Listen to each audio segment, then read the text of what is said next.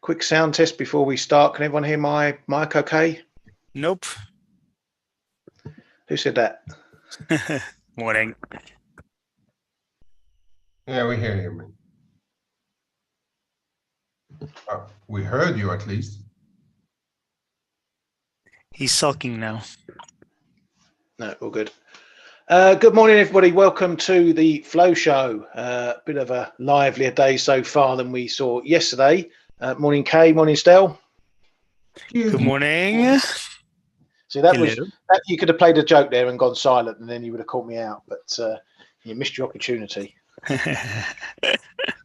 you doing, Kay? You all right? Finished? Oh man, finished Uber driving.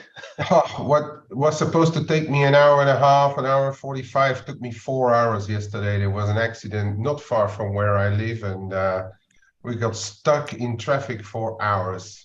Oh, nice. So yeah, I'm actually feeling knackered. I've done enough dad's cab driving of late. Not for my age anymore. And you don't get paid for it either. No, on the contrary. Costs you money. Right, we've got a good show today. We're going to take a look at cross trading after we've got through the first part of the show. So let's get that out the way first and foremost. Tons of data out already overnight and today, so that's where we'll start. Just trying to do a brief overview of all the data, and then I'll knock out the headlines.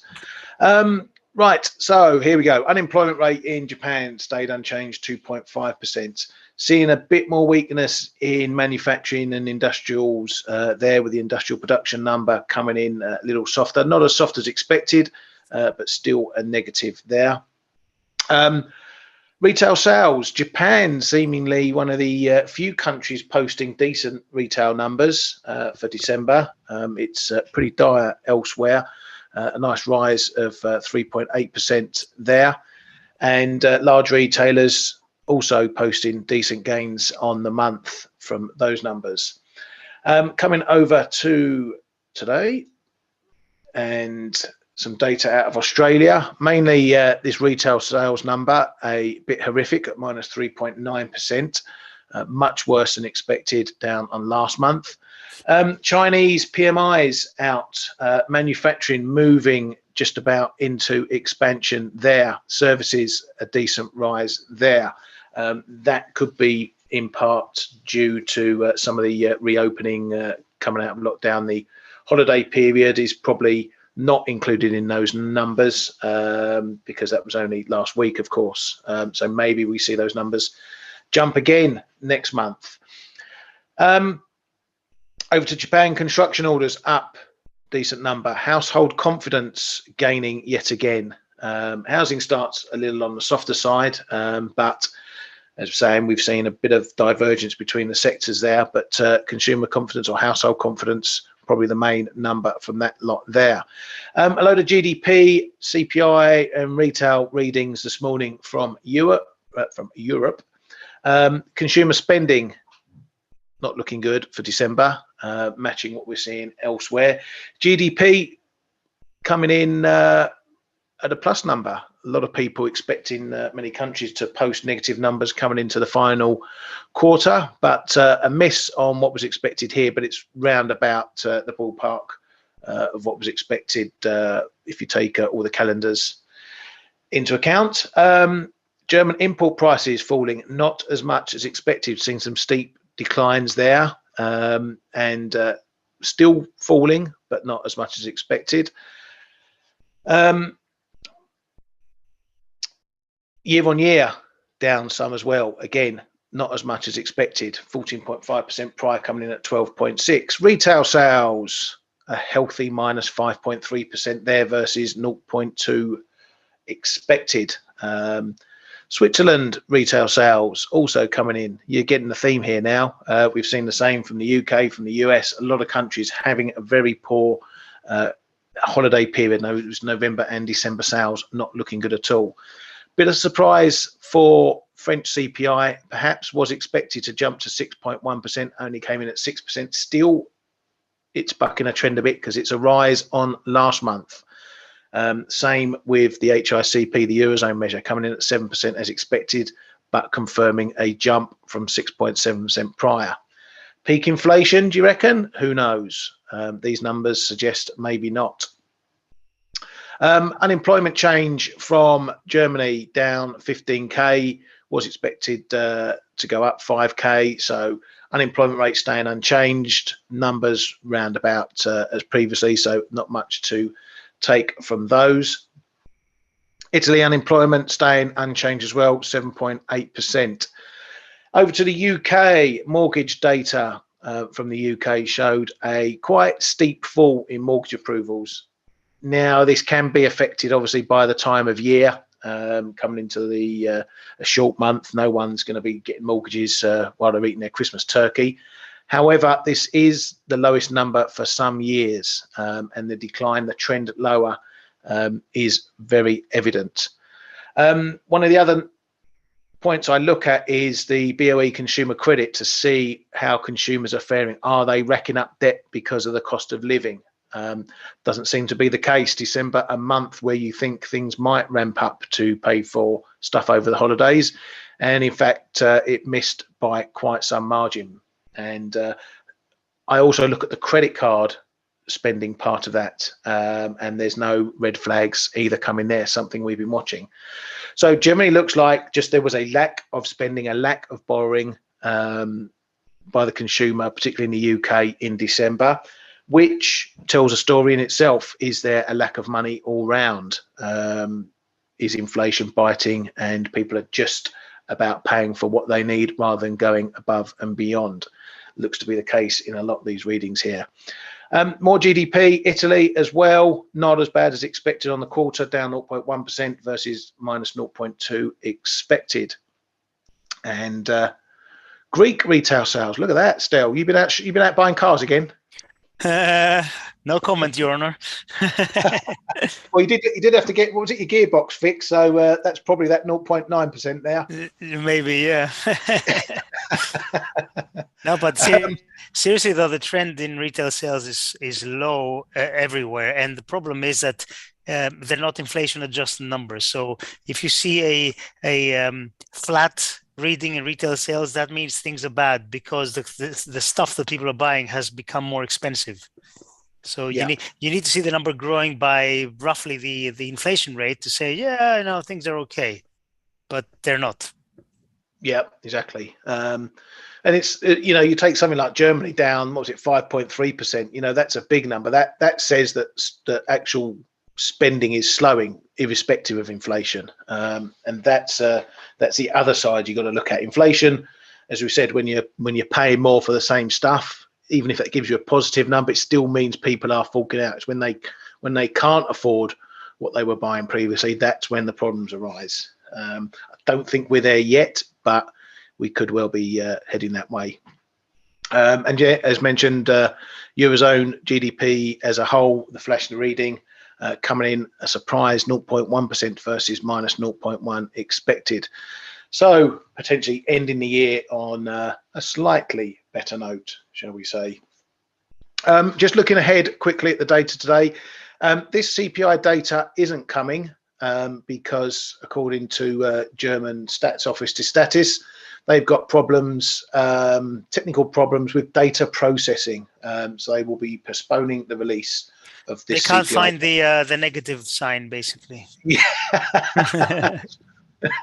the key's not working on the keyboard. Lots of people saying obviously they want to fiddle the numbers so it fits in with their narrative, but who knows?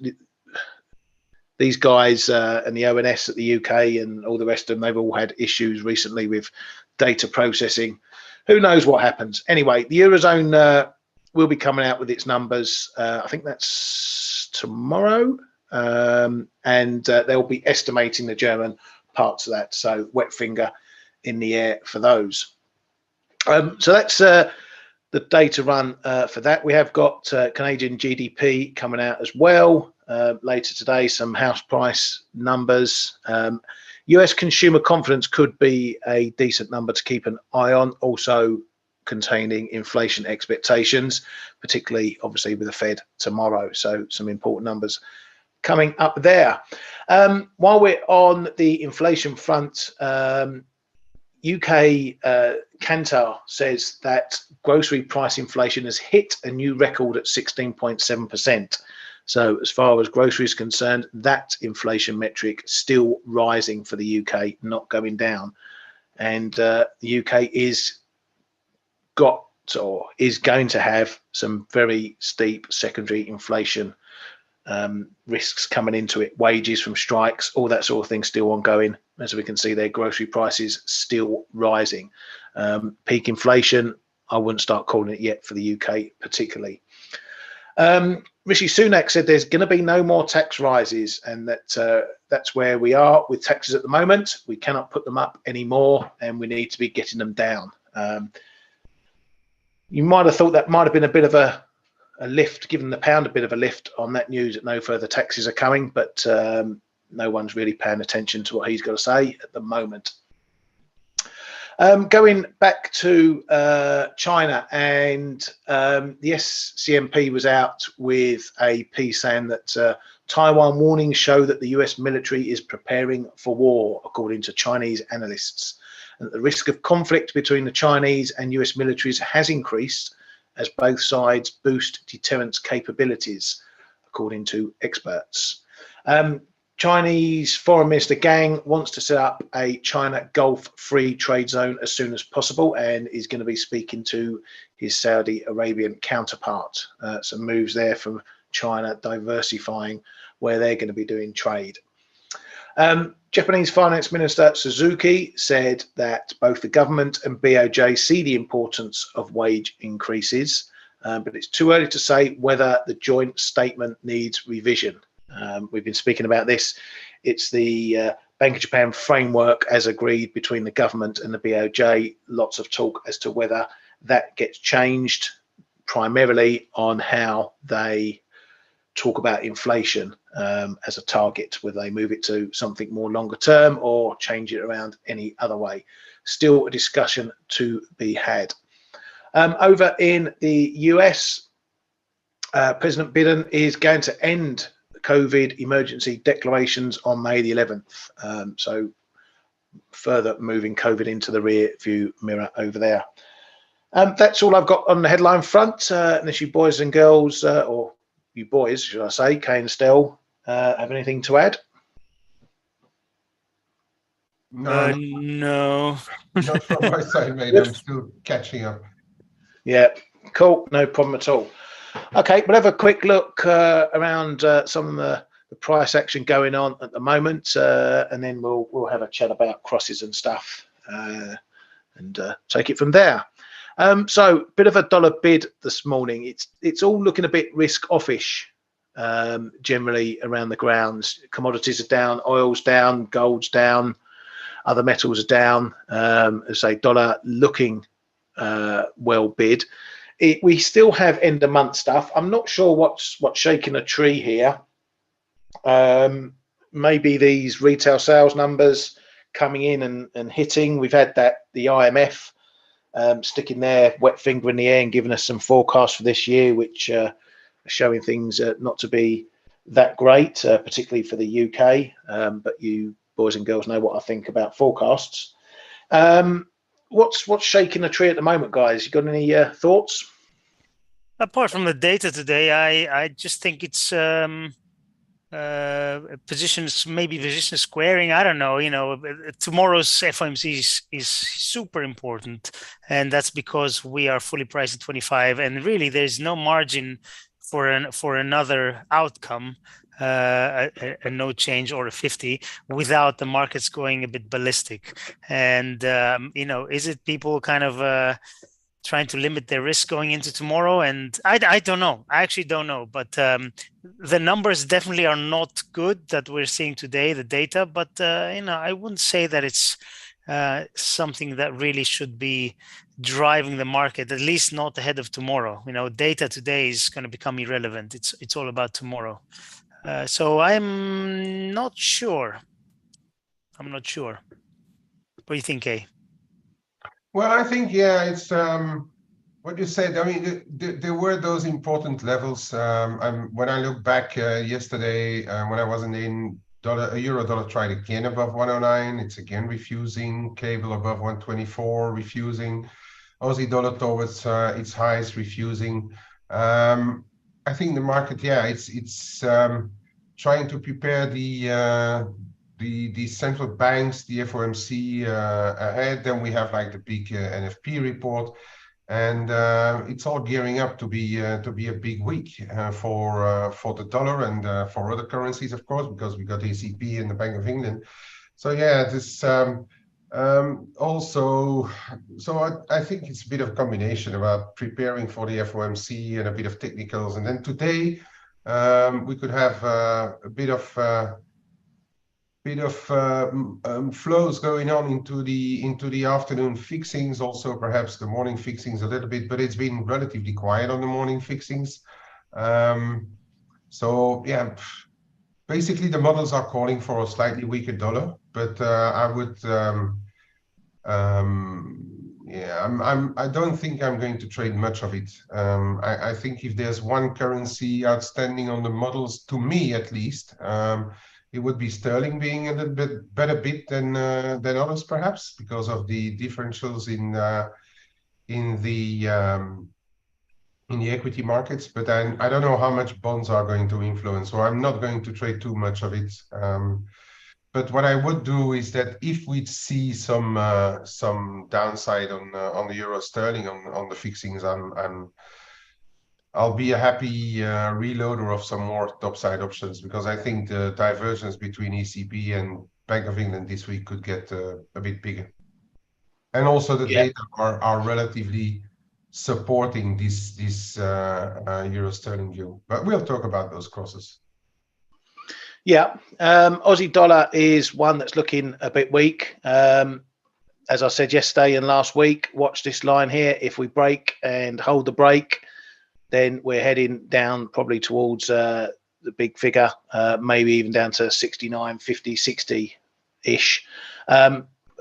Technically, it's done exactly that. It's broken and immediately found it as resistance. And that's a signal. And here we go down, and we're breaking the big figure at the moment. I was long a little bit off this level here. I got stopped out overnight on the balance. Well, I was long on this portion here, knocked some out all the way up here, got done on the balance. I am in a scalp long here, which I've taken a few pips off, but I'm long 7006, and it's not looking too hot, so I'm going to keep an eye on that while we're talking. It's always a bit difficult when you start breaking ranges when you've got big data and big events coming up, because it can get a bit dangerous, because you think, okay, that level might hold, that level might hold, and then you find out it doesn't. If the market is doing some positioning around the events coming this week, then likely your technical levels aren't going to stand up to much. Hence the reason why I'm not doing anything big. I'm just doing a bit of sniping. I'm not going to be sitting in any positions that go against me for very long. I will try picking bits off, but if they don't work, they don't work. I'd rather lose a few pips being wrong than lose more pips holding on to a trade, hoping it comes back. So keep an eye on that. You know, dollar yen, still not really doing anything. We're still mooching around 129s, 130s, not really going anywhere. So despite what we're seeing elsewhere, nothing really happening in this one. I will be keeping an eye on this 131 zone, potentially if we get a move, but we are a veritable 5 minutes from the FOMC, so that's going to feature. Again, I'm going to be more reluctant to trade. Dollar CAD as well. You know, this is another one. Been watching the one, or waiting to watch for a move to 135 for a potential short, but again, looking at the clock, I'm not going to be that interested in trading that if we're only not long until the FOMC, because anything can happen. It can be 138 or it can be 132. Who knows? Always looking at the risk part of the trade, and do I fancy playing with that risk in the interim before these meetings?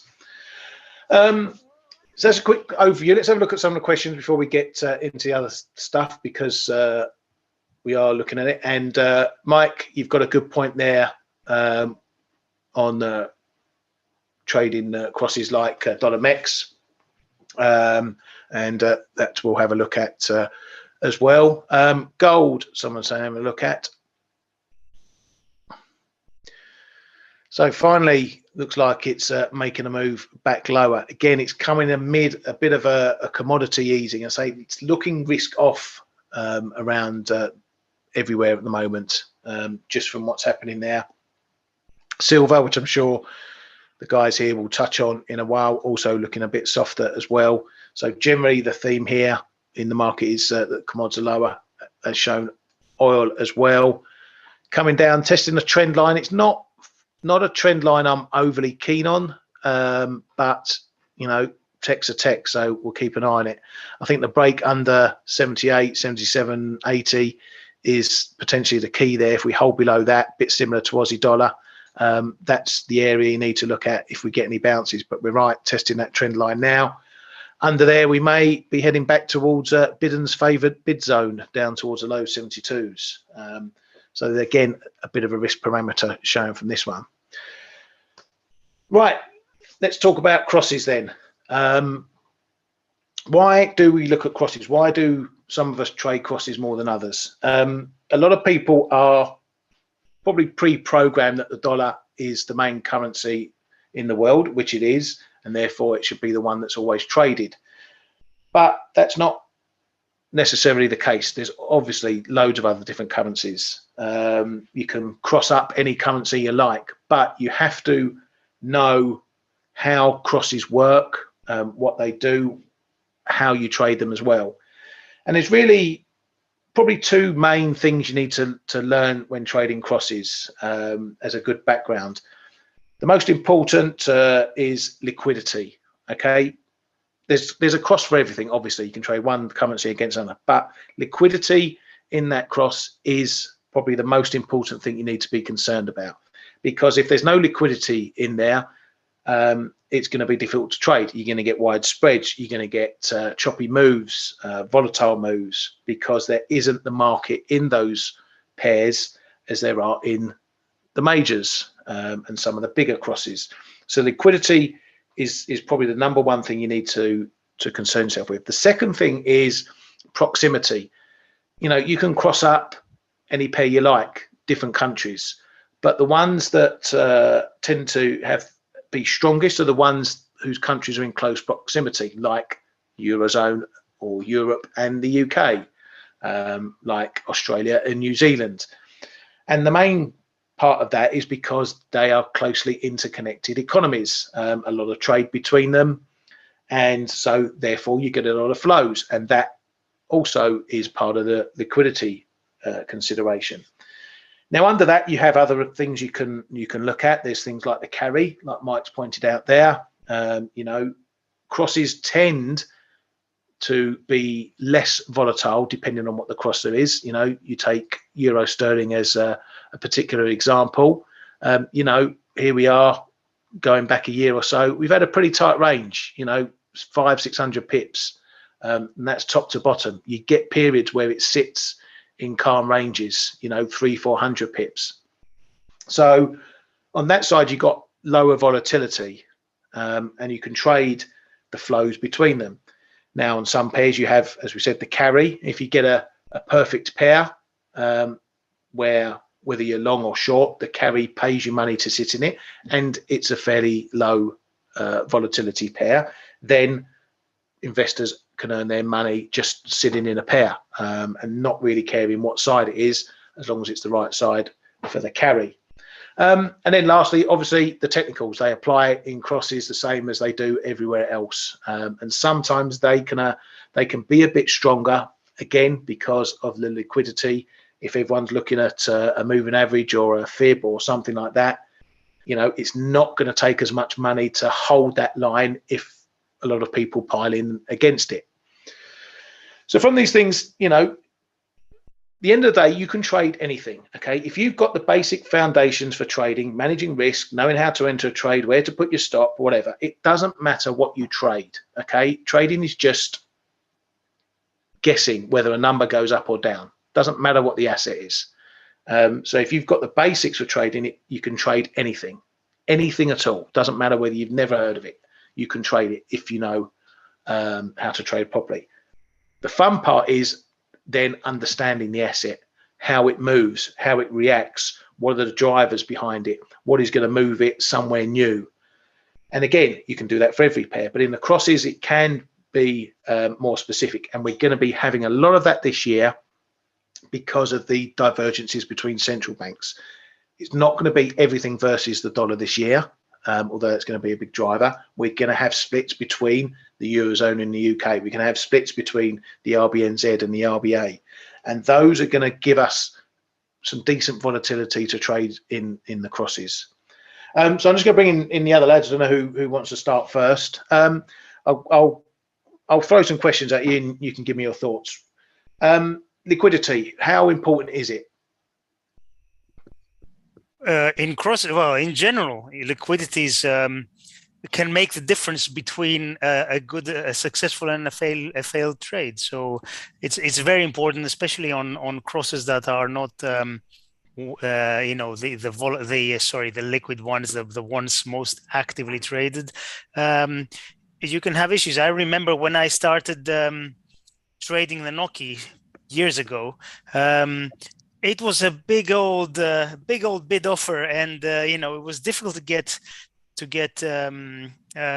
good fills on trades. So liquidity for me is important because you can give away a big part of your potential stop. Basically, you say I'm going to enter here, stop there. Well, you give away a big chunk of that potential loss on your entry and on your exit as well. So it's you have to remember the exit as well. It's in my opinion, liquidity is really important, especially in the weird pairs, let's say.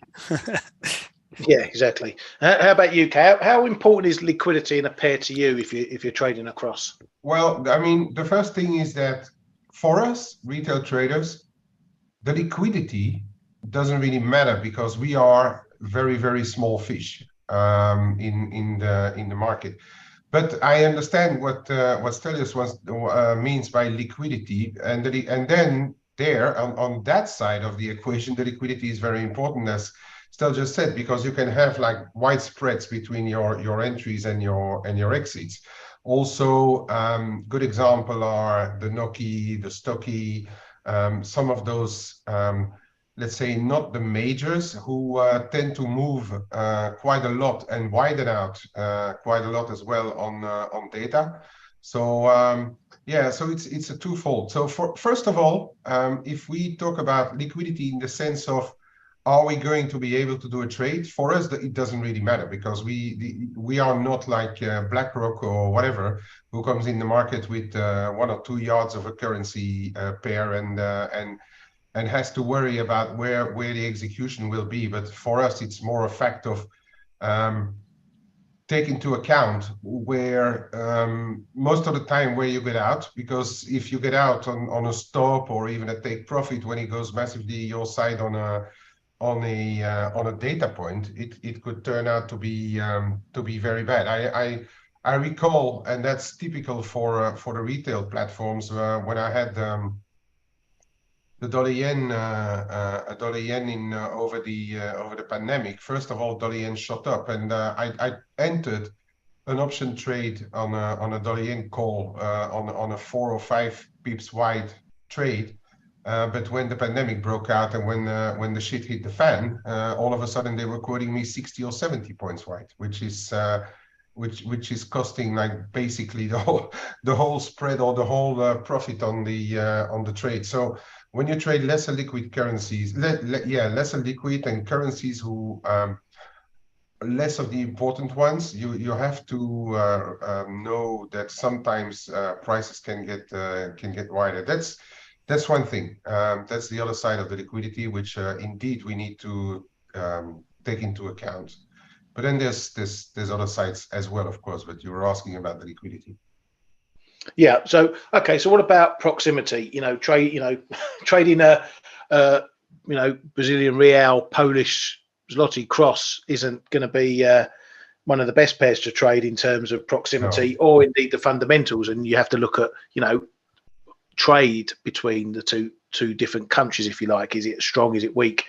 So how important is proximity? For example, your euro sterling, your NOK SEK, and that sort of stuff. Well, yeah, go ahead. So I was just going to say, for me, that's purely a function of what kind of trade you want to take on. If you're looking at a technical or short-term trade, I don't think that matters. It's you look at these kind of things if you're looking to take more directional views, more macro views on a certain pair. If you're looking at something on a purely technical from a purely technical perspective or something like that, or if you're looking at a 1 minute or a tick chart, it doesn't matter at all, right? So it is important, but only if you trade, like me.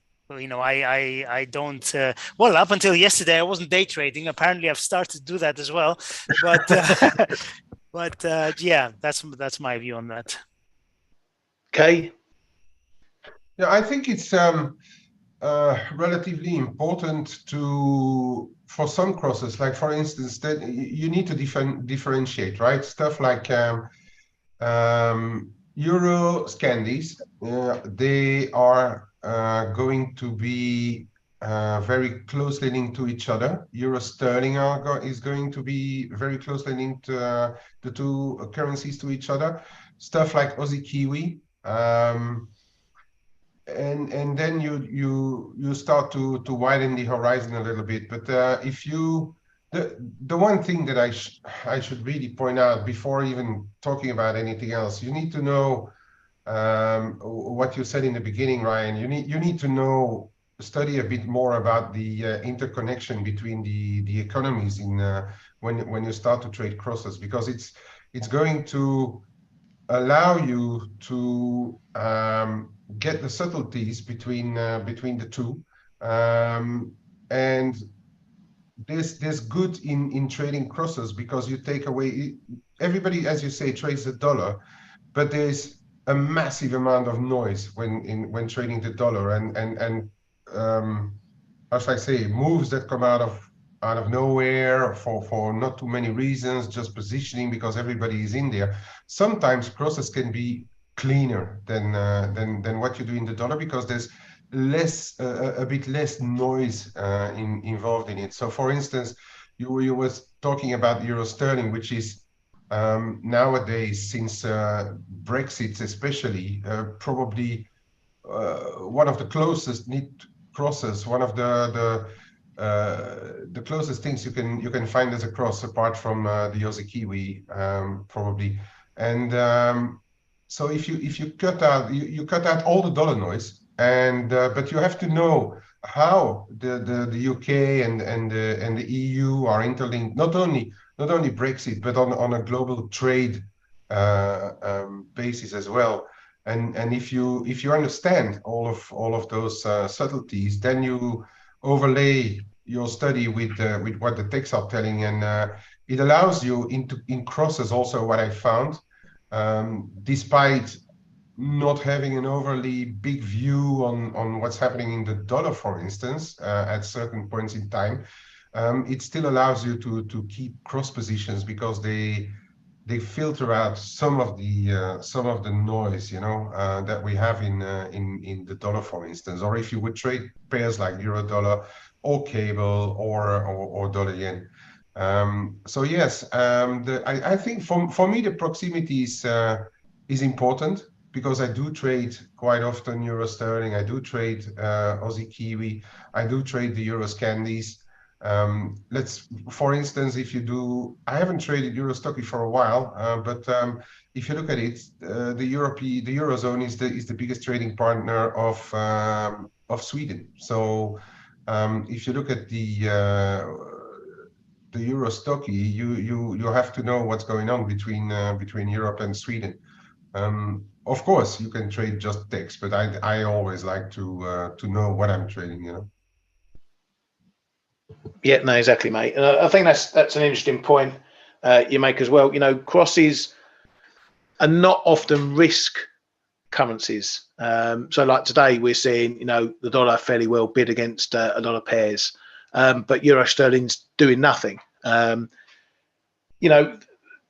cable and euro dollar can both drop, 100 pips each right now, and still euro sterling wouldn't do an awful lot. Obviously, there's going to be a little bit of a drag, but largely it won't do anything. So getting out of the noise is one of the reasons why you look at crosses.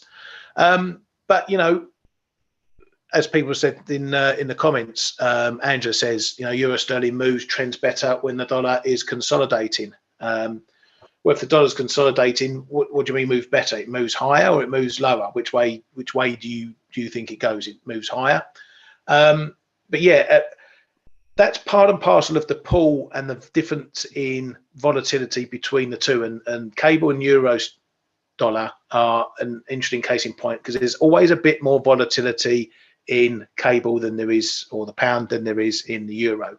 So if something happens, dollar rises, cable might come down 40 pips, euro dollar might come down 20 pips, and then that's going to be reflected in the cross move. You don't need to have a huge understanding of two economies to trade the crosses.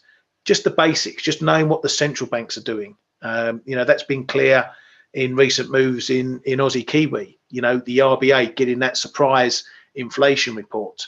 The Kiwi also showing that inflation wasn't going down as quickly as well. But what did we see in the cross? We saw the Aussie side of it gaining more than the Kiwi side, because we knew what the RBNZ were doing. This was potentially forcing the RBA, who were slowing and maybe coming to a pause, to maybe not slowing now. So you don't need to have the economics degree to trade anything. You just need to know the basics, what a central bank is doing, a rough idea what the economy is doing. And then if there's any changes to that, that's what happens in the currency. And the same you factor into the crosses as well. So now the RBA may have to get a little more hawkish than they were before, but there's no real change to what the RBNZ were doing. And on that basis, that's why the Aussie got bought that time. So the fundamentals are important. The technicals are important too. And what about the carry then, guys? Do you trade crosses purely on the carry, or how much does potential carry influence the way you might trade a cross? I just want to reply to this euro sterling thing about cleanly moving, and Bernard Meyer asked a question in the Q&A, which is kind of linked to that. There's a subtlety about euro sterling, and that comes down to liquidity between different pairs. Because if you look at euro dollar and cable, for instance, euro dollar, there's still a lot more liquidity, so it's going to be a little bit of a slower mover.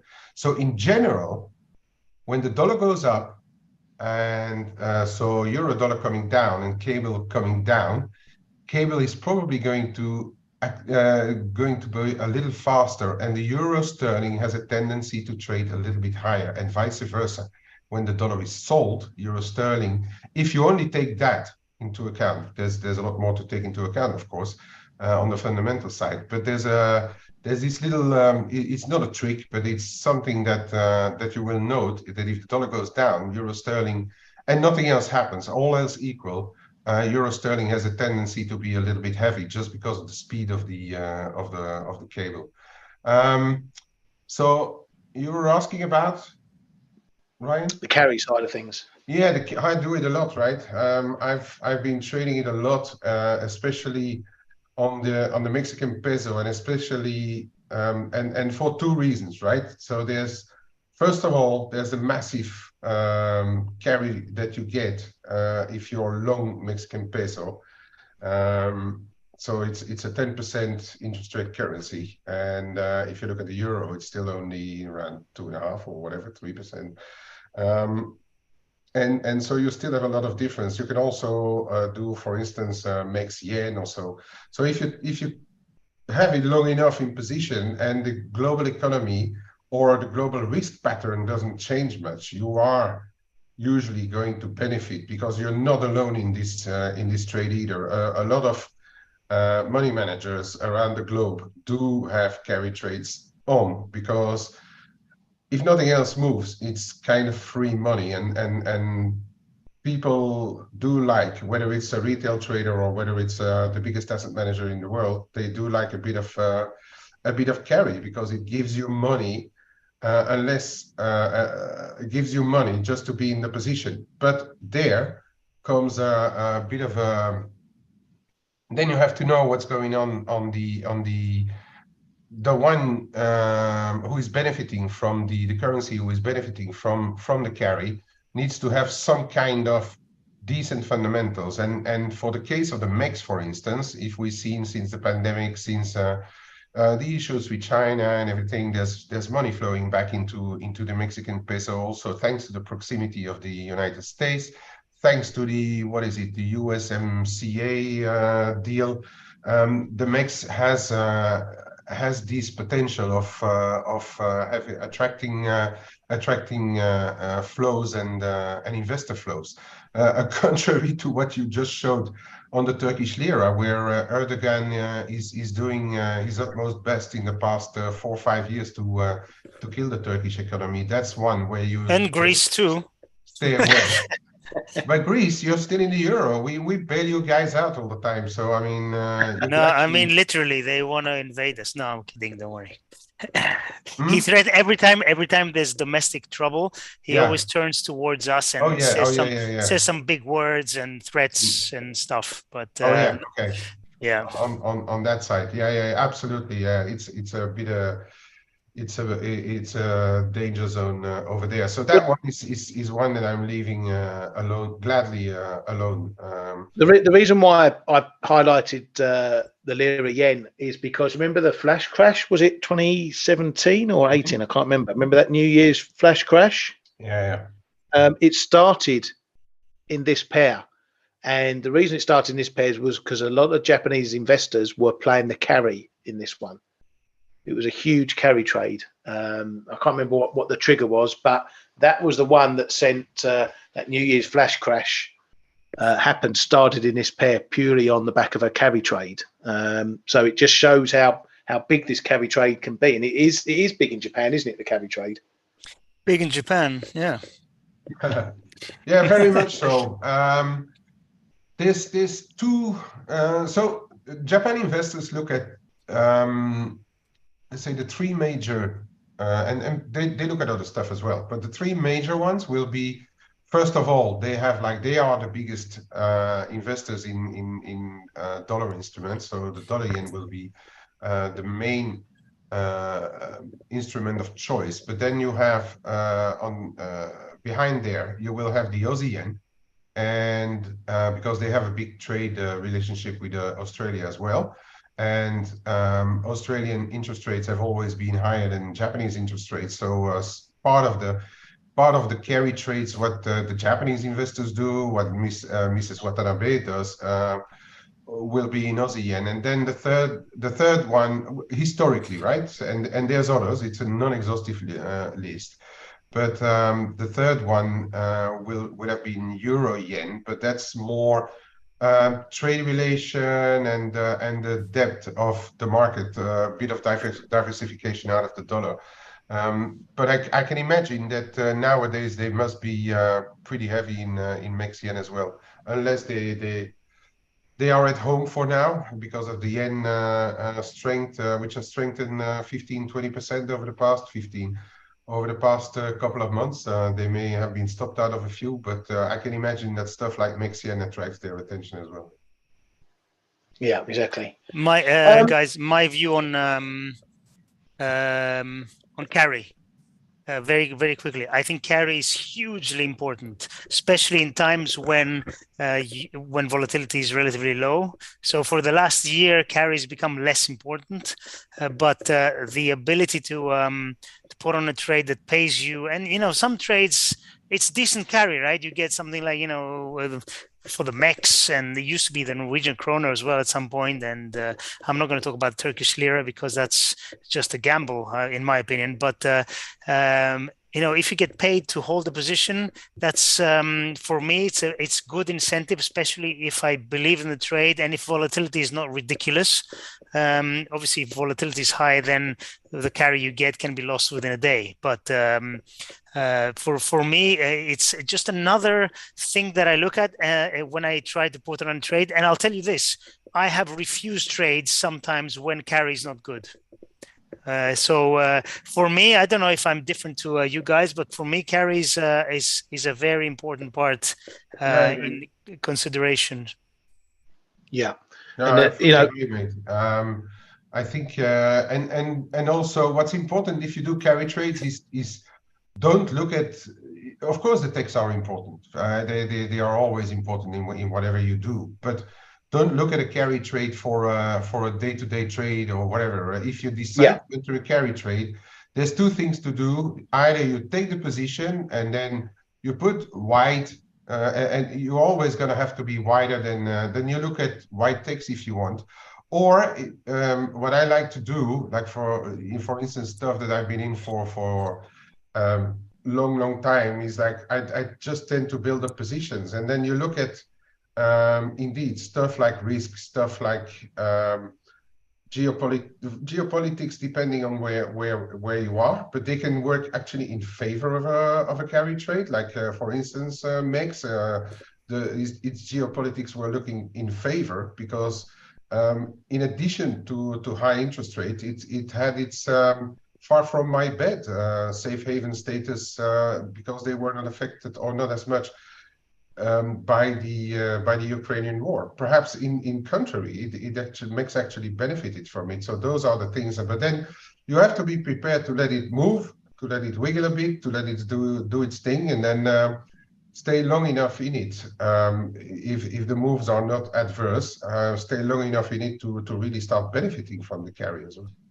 And just for people who might not be 100% sure, so the carry trade is basically the difference between the two. You take a trade, it has two legs, right? Two countries, two pairs.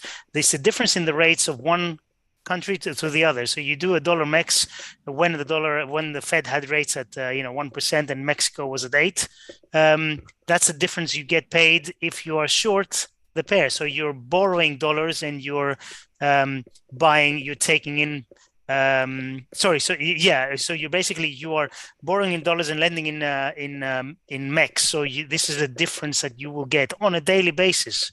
Right, if you have this trade with a broker or however you have it, you're going to get this daily adjustment of your P&L. Obviously, the other way if you're long that pair, just in case people are not 100%. Yeah, I was going to embellish on that as well, because I can see I may be 8,000-10,000 miles away and sitting on my computer, but I can see Brand's cogs turning in his head when he says "pay to hold a position." What does that mean?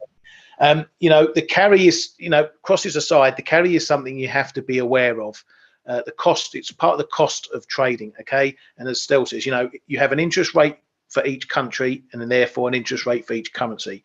So if you are long or short, you are effectively holding or you're minus or selling, you're negative a country's currency. Therefore, you are plus minus the interest rate. And obviously your broker likes to put his little bit on top of that. So, for example, euro sterling, my longs that I took last year and was holding through the year, the cost of holding that trade was mounting up. It was doing nothing. In the summer, it was doing nothing. And that's one of the main reasons why I got out, because I was just giving money away to the broker, okay, because it's costing me to sit in a position and the position's doing nothing. And so you have to factor that in. Now, usually it's not prohibitive if you're trading in and out, short-term trades or whatever. But if you're sitting in positions for a while, you just need to keep an eye on it. It's called swap. Most of the people will know it as swap, okay? That's the difference, as Dale pointed out, between two currencies and whether you are earning or paying. So always keep an eye on your swap, particularly if you're sitting in a trade for a while. Is it eating into your profits? Because you can well find you're in profit pip-wise, but you're losing money because it's costing you to hold that position. As a flip side, as the guys have said, if you're looking for a carry trade, it's not I'm going to buy this, sell this with a 50 pip stop and earn money while it's doing nothing. That's not the way it works. A lot of investors who get into carry trades are scaling in, or they're positioning at the start of a year, they're managing it. They're also hedging it as well. They may be hedging it via options and whatnot, taking advantage of the price moves. If the price moves in their favor, they may hedge the actual position to lock in some of that price move profit, but not giving away too much on the carry side. So if they do move offside, they've hedged some of that as well. But it's not a one trade. Oh, today I'm gonna get in dollar MEX because I fancy earning a few pips on the carry. Fine, but you know, if you get a 1% move against you, well, now your carry, you've got to sit in it quite a while perhaps to get that 1% back if the price doesn't come back. So it's not a definitive, oh, I want to earn some money sitting in a trade doing nothing. You've obviously got the price move risk on that as well. Well, you guys got anything you want more to add on the cross side of things? And if any of the viewers have any other questions, please feel to throw them in, and we can obviously talk about those as well. Just to answer, oh, sorry, were you gonna say? Go, mate. Go. I just wanted to answer. One of our friends asked, carry depends on position size. Well, carry is in terms of an FX pair, it's a differential of two interest rates. So this is a percentage. Obviously, if you have 10K on a position, your carry is X amount of dollars. If you have 100K, it's 10 times that. So it will depend on position size. If you're talking about the absolute profit, yes, but it's a percentage, right? Anyway, so carry on, Ryan. No, that's cool, mate. I'm just going back to a question someone was talking about. So it was Mike, an experienced Canadian trader, was complaining that the dollar CAD still confused him because it often or doesn't correlate with the stuff.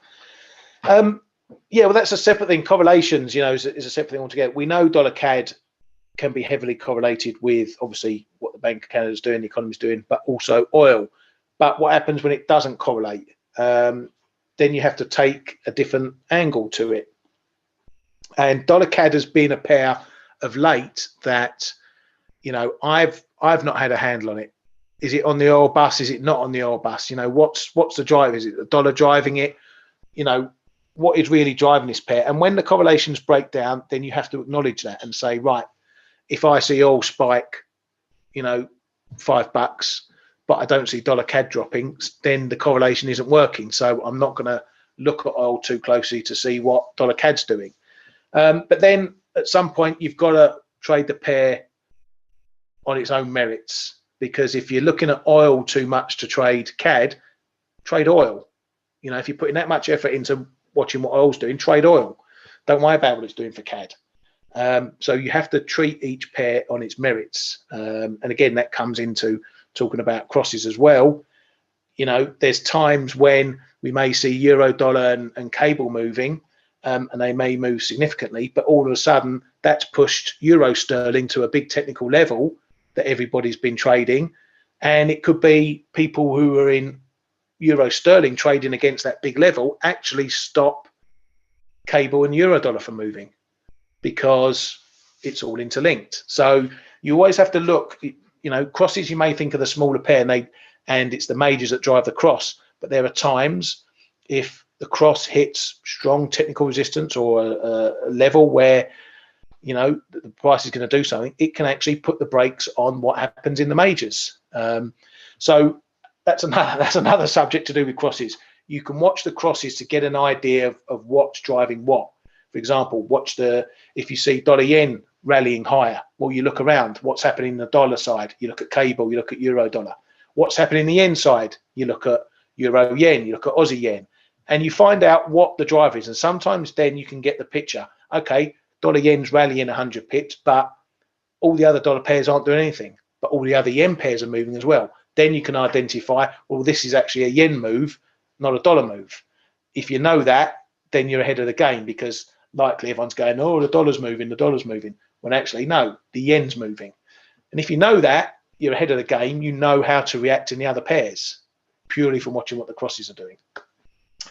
Anyway, any more questions, throw them up there. But in the meanwhile, Kay, you want to have a little look around, or you're still catching up? I'm still catching up, but I want to take Catherine's. Yeah, I was going to say, do you want to have a look, quick look at Euronoc? Yeah, and maybe he can do a nice overview tomorrow, because we've already gone on for almost an hour. Yeah. I'm just going to show the Euronoc for Catherine, and then that's going to be it for today. Where am I? I'm here. Hey, Catherine. Right, Euronoc is trying to break out, and I've seen. I had been watching this, and again, I wasn't on yesterday, but I've been saying for a while that I think Noki is a little vulnerable, and it may be happening. So I would advise you to have a look at what's happening around 1083.5 to 10. Where is it? This other one here. Yeah. The top side of the whatever you wanna call it, channel wedge or so, or just a resistance line around 1086.5, 87. If we get and we are in the last day of the month, so take it into account. There may be flows that we haven't got a clue about that have to be done today. But know that Norges Bank is still. Oh, we should have had Norges Bank. Should we not have the flows today of the Norges Bank at 9 a.m.? Yes, they're buying. They're now buying their currency, and they're buying at a bigger pace. So that's weird. No, they're selling their currency at a bigger pace. No, they were selling it for years and years. Now they've switched to buying it, right? Really? Let's have a look. Hold on. Let me have a look. No, it will purchase foreign exchange and sell Noki. So they accelerate. They accelerate the selling. Yeah. They accelerate a little bit the Noki sales. So that may have weighed on it, together with what is happening in Brent, because Norway, you don't look at the US oil, right? If you want to know what Norway, the correlation with the Norwegian kroner is going to be European gas and the Brent. So yeah, both Brent are lower and Norges Bank selling a little more Norwegian kroner in February. I'd say be a bit careful if we get a close above this trend line tonight. See what happens tomorrow, but I'm not a huge fan of Norwegian kroner long right now, I must say, unless we start to close below here again, 1083.